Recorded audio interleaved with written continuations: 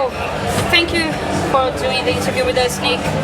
So, first of all, how did you meet Ian and Haas, invited them to join Mondo Generator back in 2007? And how did Mike end up in Mondo? Well,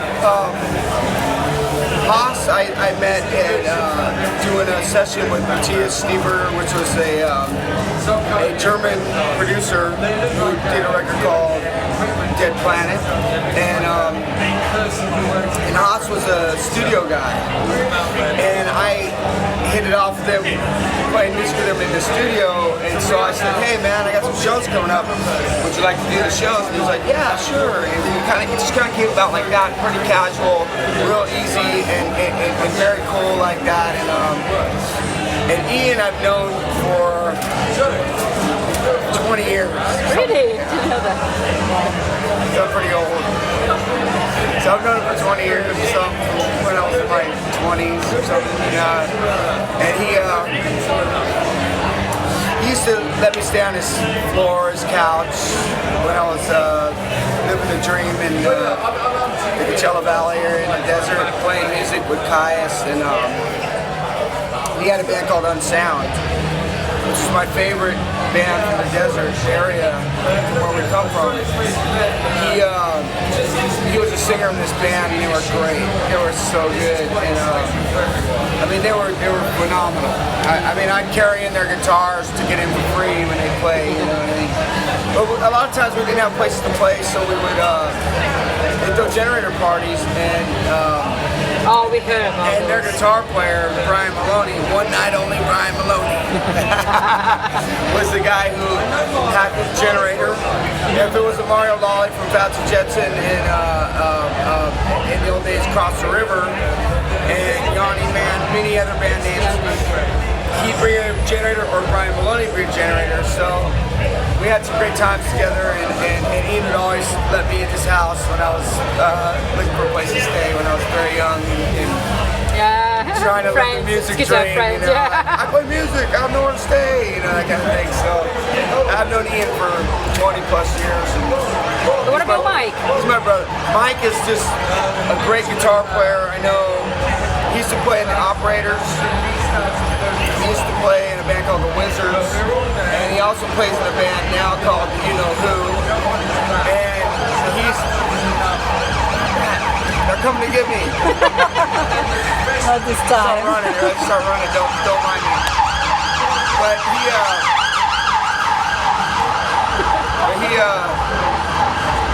Mike is the best addition we can have for the band, because we need his guitar expertise to elevate our music to another level, and he really does. And as you know, Mike is a good guy in here and out here and everything. He's a good dude. He's Hispanic, and he's a good guy, and he has that family kind of thing, like where his brothers, with his girlfriends, with his friends, everybody, you know, his wife, everybody he hangs out, whatever, I don't know what he has, but he's just a good, genuine, nice guy in here, and I don't think we could do what we're doing on a level that we're trying to get to without Mike. I think Mike's really elevated the band to a height of excitement to write new stuff, and his music is phenomenal.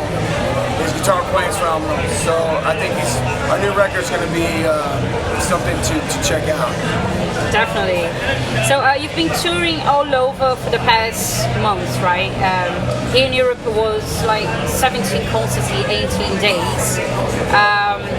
So do you still have time to work on new stuff and plans for the future apart from Mondo? Well, we do. We have when I get home, we're going straight into Josh from Queens of the Stone Age has been kind enough to offer up his studio, the Duck, they call it. And, you know, I told him I was working on some music. He goes, go into the Duck, man, come on. You know, I'm not in there right now, it's open. So we're going to take him up on his offer, and we're going to go make a new Mondo Generator record. And by the niceness of his hands and his success with having a great studio and being a good friend to me and to Ian as well and to Haas and Mike.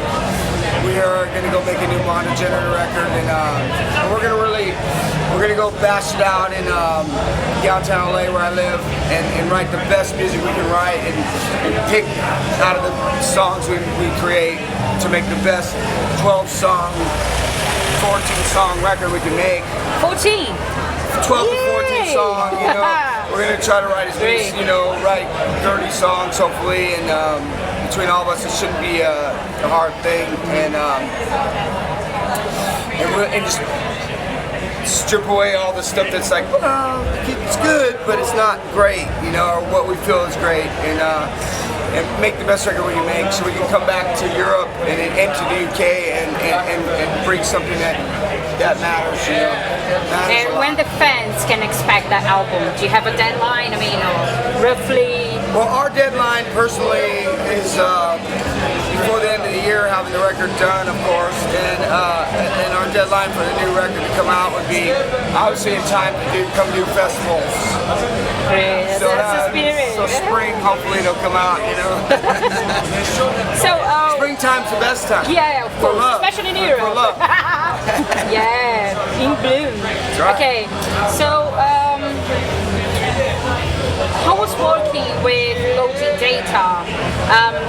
Did you and Alain end up producing the album, right? Well, Alan produced the record, and he called me and he said, "Hey man, Mo wants you to come down and sing on a track." And I said, "I'm there."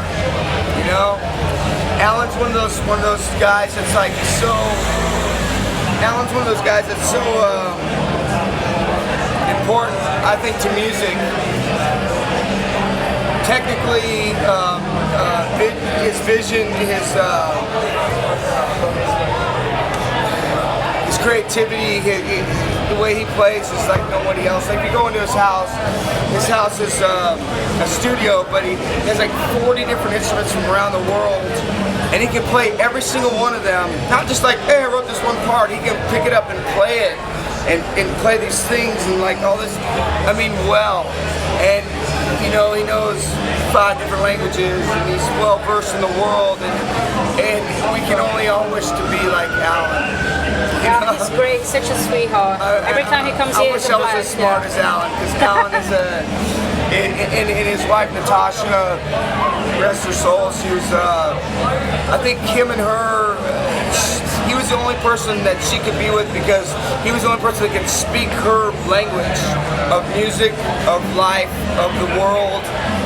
And she's from Russia, and she was an amazing woman that didn't like many people or didn't like many musicians, and if she liked what you did, you felt very like, wow, Natasha likes what I'm doing. I better keep practicing, you know, to get better at what I'm doing, because you don't want to lose her as a fan and as somebody that likes you and as a friend. So I think Alan's the same way. Alan's like a, if you can impress Alan, you better keep working at it, because you don't want to lose him, because he's an important person. All the time I've met Alan, he's so easygoing. I mean, it must be so great working with him. I mean, he's the best. I would love to work with him, and you know, it would be fantastic. He's the best. You know what's great about him is I'd come in and do a vocal, and I never fancy myself a singer. I scream and I yell, and I go off, and I'm giving it everything I got, and he always gave me encouragement to try other things. Not saying you should try other things, but saying like, if I tried other things, be like, wow, I see where you're trying to go with this. We really want you to keep trying. And I know where you're trying to go. And he helps as a producer. Yeah. He's a great producer and a great guy. Yeah, no. Last time I spoke with him, he was here doing a small gig before the one with the Sound City players. Sure. And he said, oh my God, I'm non-stop working. And he's really happy. I mean, you can feel the passion that Alan has, you know, regarding music in general. It's lovely. His life. It's his life. Yeah. It's his life. It's everything. So, and what about Sun Thrash? Is a new project or just a privilege for the Californians? It's a new project. It's a special one because it's Sean Wheeler, who's the Mark Lanigan of our desert town growing up. He's the older guy who experienced it all before us and really got in the dirt and came back out of the dirt and went back into the dirt and came back out and survived and he's got something to say and he's a funny guy. He's a serious guy. He's all the above. He's a great singer. And Lightning Woodcock playing guitar. He's a blues player. He lives in the building I live in. Amazing player. Love playing with him. And his son, Wolf. It's just, he's got like music in his family. His son Wolf is 16 years old, has a band, writes songs, and they're good. Like when I was 16, I was like, I'm trying to do stuff, and I think the kids nowadays are so focused and they play so. I was messed up when I was 16. I was like what? I think most of us were, yeah. Getting messed up, and I think a lot of kids see their parents as like, well, they were messed up. I'm not going to go that route. I'm going to do this, and they see the best things of their parents. Like, okay, music. And his dad, Lightning, is Bill is his name. Lightning's a great guitar player, and the result is his son kicks major ass. So we have this band, and Simon Stokes, which is an old folk singer. So it's 4 of you. Which sings like crazy lyrics, and like touches on things that are like not your normal folk singer. So hung out with Jimi Hendrix in the old days. This guy, he's like 70-something years old. He comes up and sings some songs with us. It's 4 different singers. So it's me, it's Lightning, it's Sean Wheeler, and it's Simon Stokes. And we go up and we do a variety of stuff live. We even do an AC/DC song. Which one? That would drink on me! So I do the Brian Johnson because I can do it better than everybody else in the band. Not that I can do it perfect, but I can do it better than everybody else in the band. So. Can we expect anything anytime soon? Oh, absolutely. Cool. And how did you manage to work with Situationalists?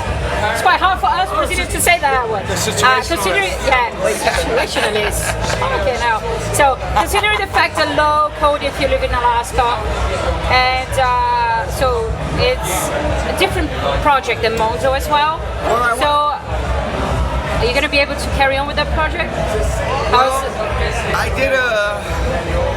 did a tour in Alaska, which was amazing.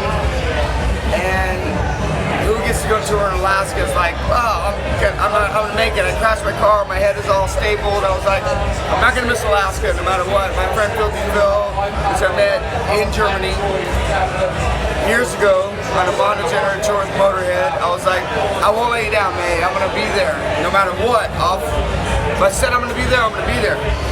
So I was there. If I say I'm gonna do something, I always do it. I don't ever back out on something I say I'm gonna do. Don't ever do that. It's a bad way to be. All you watching. Always do what you're gonna say, whether it's bad or good. Anyway. I did this tour, and I'm so happy I did it. I met people, I won respect from people that I needed it at the time because my head was a little scrambled and I was a little dizzy, and I needed that at the time. And if I stopped, it would have been hard. But I think the Situationalists was, we had a day off, and Phil had booked some time in the studio and said, okay, you're one day off, you're in the studio. I was like, oh, okay, cool. So the guitar player, Lowell, from Men with Guns, they're called, from Alaska, wrote some stuff with Cody, the drummer, badass guy, a two-piece band called Men with Guns, awesome band. So I come in, wrote some lyrics to his song, his music, and I wrote a song in music and lyrics, and then he wrote a guitar part, another part for it as well. We co-wrote that together. We really threw it together, and we did it in one day. We're doing a 45, 7-inch, the Situationalists, and we're all really excited about it. And I would love to do a full length with them. I'd love to do more recording. Too more riding with the guys. To go up to Alaska and live and play is a whole other story. Yeah, we can understand I keep trying to tell them, like, come down to Los Angeles. Yeah. We can do some shows. We can play through America. Who would not change Alaska for LA? Seriously. That's what I'm talking about. Or come down to the, as they call it up there, the lower 48. Go down to the lower 48 states. Let's do some shows down there. Of course, I'm going to go back to Alaska and play if they'll ever have me. But until then, we'll see. Okay. So, as a Brazilian, we cannot end up this interview without asking how you feel about Brazil. And okay, so you've been there twice, right? Twice? 3 times. 3 times, yeah. And so it's a different atmosphere. What can you remember about Brazil? What do you like about Brazil? And are you looking forward to go back there? Beautiful people. Great people. Everybody I met there, guys, girls, everybody was awesome. And partying people. Love to have a good time. Capareñas, of course. And just crazy, crazy times. And like till the sun comes up, you know, like it doesn't stop. And if you think you're gonna go to sleep, no. Forget about that. You know what? They're gonna make you feel bad if you try to go to sleep. Like, what? What's wrong with you? What are you, some kind of a, you know, like, what's wrong with you? So they stop you, and the best crowds in the world, Brazil. I mean, people really have a passion there and a fire, and beyond Italy, beyond anybody in France, beyond anybody in the UK, beyond anybody in the United States, Northern South America is like that. And there's a passion there and a fire that you can't get anywhere else. And I think that I am in love with playing down in South America, especially Brazil. Woohoo! So yeah, Brazilian fans are waiting for you again there with any approach you want. So, and just to finish, do you have more records than friends? I have way more records than friends. Thousands and thousands of more records than friends. And I love it. Nick, thank you very much.